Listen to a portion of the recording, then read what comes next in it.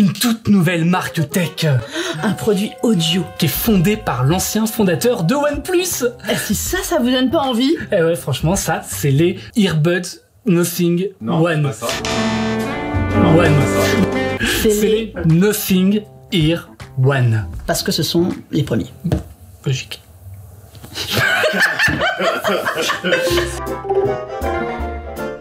Alors, pourquoi tant de hype? Déjà, est-ce qu'il y a de la hype pour vous? Ce qui est intéressant sur le fait que ce soit Carpay.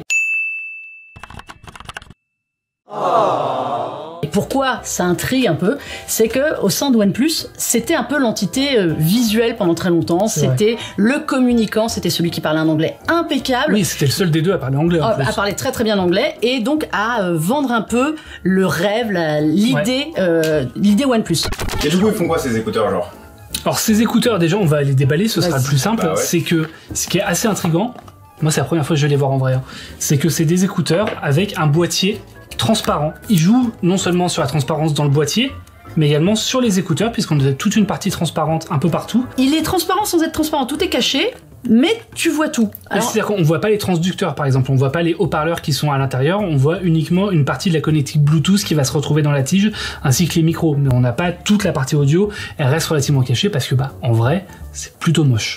Mais du coup, là c'est du design et tout, mais est-ce que ça change des écouteurs classiques? Pas tant que ça, en fait, on va retrouver des écouteurs qui sont très classiques avec des transducteurs de 11,6 mm. On a seulement un transducteur par écouteur parce que d'après Nothing, en mettre plusieurs, ça prenait trop d'autonomie. En plus, au niveau de l'autonomie, on va avoir 4 heures avec réduction de bruit, 5,7 heures sans réduction de bruit. Donc encore une fois, c'est assez classique, c'est même un peu faiblard sur le marché aujourd'hui. On a en revanche de la charge sans fil au niveau du boîtier, donc ça c'est plutôt intéressant, mais on va avoir des codecs encore une fois très classiques, uniquement de l'AAC et du USB-C, pas d'aptX, pas de LDAC, et on va pas avoir non plus de Bluetooth multipoint, donc impossible de les connecter à plusieurs sources en même temps. 24 heures aussi avec le boîtier d'autonomie en plus. Alors eux ils annoncent quand même jusqu'à 34 heures sans utiliser l'ANC. Il y a juste un élément qui est différent, auquel ils ont pensé et auquel personne n'avait pensé avant.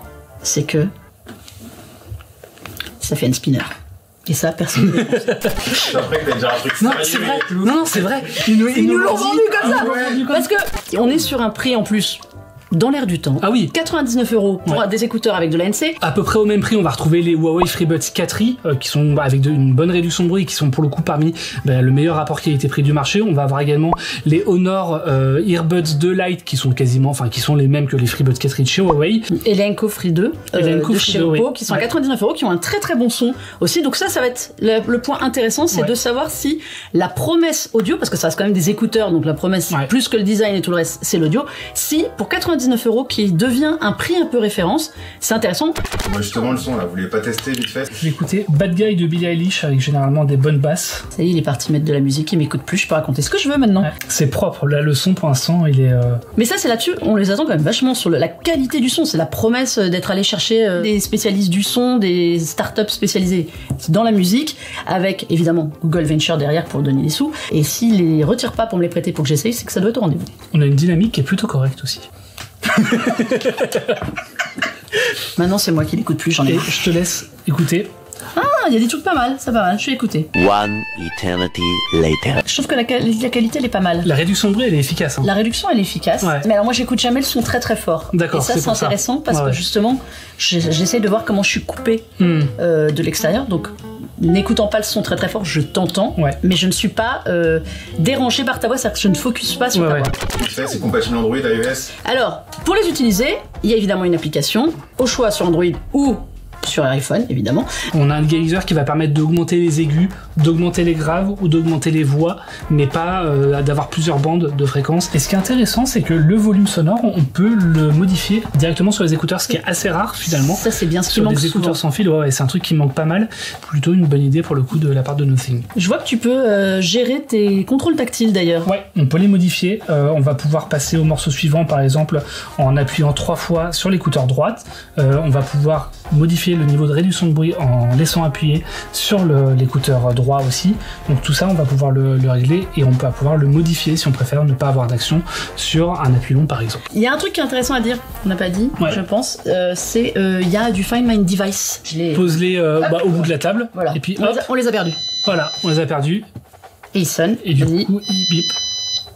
Et c'est hyper désagréable, donc vous allez les retrouver très très vite. Voilà. Également dans l'application, on va pouvoir mettre à jour les écouteurs et on va pouvoir modifier Custom Case Light. On va pouvoir modifier les LED. Lumière. Exactement, les LED du boîtier. Donc là, par défaut, c'est vert. Mais si jamais je dis que voilà, je peux dire que si le niveau de batterie est élevé, et ça va s'allumer en orange, ce qui ne marche absolument pas. Mais si, normalement. Bah oui, c'est mais pas les lumières. Bah alors. Bah voilà. Mais en tout cas, on peut le faire si jamais on a envie de le faire. Ça sert à rien. C'est inutile. Là, pour le coup, on est sur un truc en toute transparence, ça n'a aucun intérêt. En toute transparence. On n'a pas parlé du boîtier qui est aimanté, au fond, donc ça permet de ne pas perdre les écouteurs si vous le retournez. Et puis surtout, il y a aussi une charge rapide. En 10 minutes, vous pouvez récupérer 50 minutes d'autonomie. C'est pas fulgurant, il y a des marques qui font ça beaucoup mieux.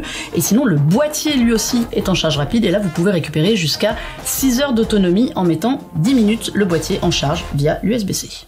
Là, c'est le premier produit de la marque. Qu'est-ce qu'on attend après? Eh bien, c'est un premier produit. On attend d'autres produits sur le son, puisqu'ils sont... On attend d'abord un deuxième produit, puis un troisième produit. Que des produits sur le son. Non, évidemment, on rigole, ils sont positionnés sur le son, mais on sait qu'il y a d'autres produits qui vont arriver, et pour cause. Et pour cause, déjà, Nothing, c'est une boîte qui a racheté Essential, pour ceux à qui ça parle, qui était une marque de smartphone qui avait été lancée par Andy Robin il y a quelques années.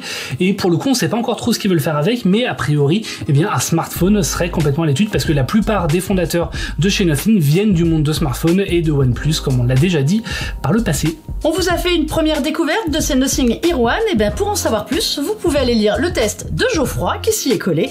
Et puis pour toutes les questions, tout ce que vous voulez, les commentaires, vous nous laissez un petit message, vous nous mettez un petit pouce si vous avez bien aimé découvrir le produit avec nous. Et puis on se retrouve très vite dans une prochaine vidéo. Dans une autre vidéo. Ciao ciao.